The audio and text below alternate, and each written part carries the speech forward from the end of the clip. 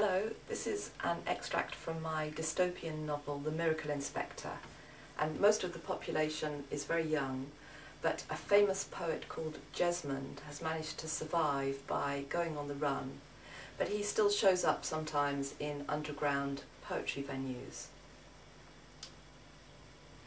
When he finished his set, there was always a moment of intense loneliness. He bent and picked up his glass, drained it.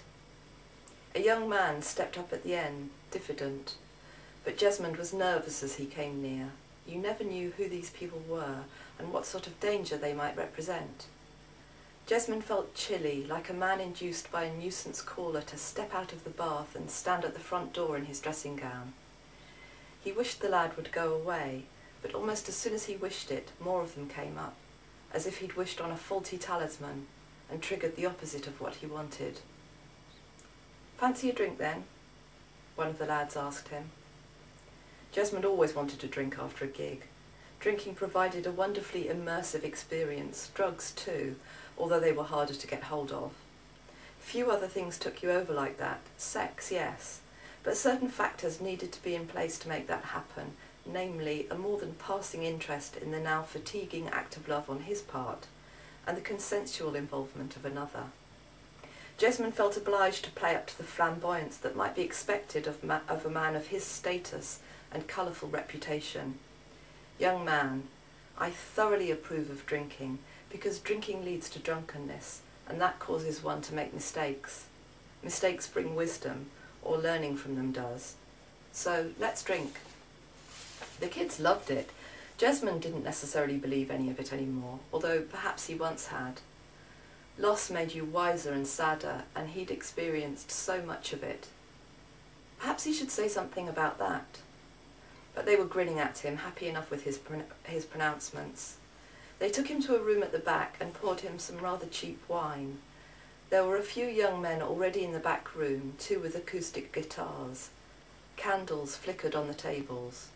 It was like a bohemian fantasy. He felt intensely happy for a few moments. "Jesmond," someone said, a very eager look on his face. Give me a moment," Jesmond said. "Takes a while to wind down after a gig.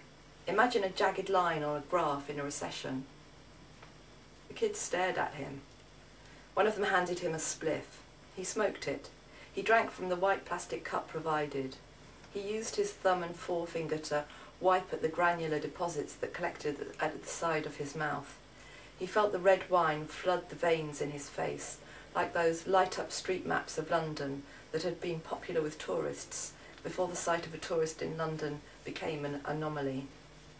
The joints in his fingers ached. Still, he felt happy. Was this happiness his reward? He couldn't say why he did it otherwise. Once he would have said he did it to inspire others. There was a lull in the music while a lad changed a string on his guitar. Someone came up to him. "Jason Prince," the lad said, putting out his hand. Presumably that was the lad's name, it wasn't Jesmond's. "I write poetry." "Oh, great." Jesmond looked around for a means to escape the inevitable, but there was nowhere to go except outside, and he didn't want to leave yet. Jason offered his poem for Jesmond to read.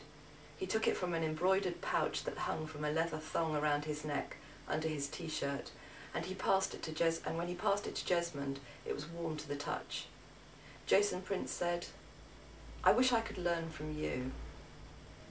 Jesmond read the poem. It wasn't what he was expecting at all. Jesmond's verse was rousing, like rugby songs, except with a social message. Reading Jason's poem was like picking up a snow globe, only to see that there was a real city encased in that delicate structure behind the glass. "You okay, man?" asked Jason, anxious. Jesmond looked up at him, mouth downturned, eyes shimmering with tears. He put one fat finger up to the lower lid of his left eye, and a tear rolled out of it and down his face, followed by others, dampening his finger and the cheek his finger still rested on. The thing about Jesmond was that he should have been an actor rather than a poet. Perhaps he only wrote so he'd have a chance to perform his work. "Young man," said Jesmond, "there's nothing I can teach you. This is beautiful. You have an extraordinary talent. You have nothing left to learn." Jason seemed to be totally overcome. He leant forward and gripped Jesmond's arm above the bicep. He nuzzled his face into the shoulder seam of Jesmond's jumper. He gripped too hard and nuzzled too long. Eventually, Jesmond said, "Jason Prince, a new ruler, a new star in town." He was a bit drunk. He put on his black leather jacket and turned to go, baking soda fizzing in his veins. In his throat, a peppery magma, limp curls, letterbox vision. As he left, as he opened the door and closed it again behind him, he realised that he'd been expecting the boy to come running after him, like a carpet salesman provoked by a customer determined to drive a hard bargain by leaving the shop. And he realised that the boy wasn't coming because he'd got the bargaining positions of their roles wrong. He was the carpet salesman, the one who wanted something. "You're a fuck-up and a failure," Jesmond said to himself, ashamed. He may have said the words in his head, or he may have said them out loud. No matter, they were very nearly the last words he heard. A heavy instrument, a cricket bat or something like that, was brought down on the back of his head very hard. More blows on his arms and his shoulders. Thwack, thwack, thwack. The sound of willow hitting leather, even if it was Jesmond's old leather jacket, was redolent of a quaint old England that had long since disappeared. So it was quite a fitting sound, as if Jesmond had finally found his perfect moment as a performer. A human instrument which, when played, would summon up reminders of the lost England he lamented in his poetry. Jesmond suddenly thought of something he would like to say. It seemed important. He was like a man who's been called to the stage at an awards ceremony and surprises himself by ripping up his speech and speaking from the heart. Life is a journey. A man may climb a mountain, but what will he do when he gets to the top, except talk about how he got there? Then he thought of another way of putting it. Life is just a series of anecdotes. Was that what he believed? What about love? He was in no fit state to share his thoughts, unfortunately. His mouth was full of blood, but anyway his brain was in such a mess, he probably couldn't have got a message to his tongue even if he'd tried.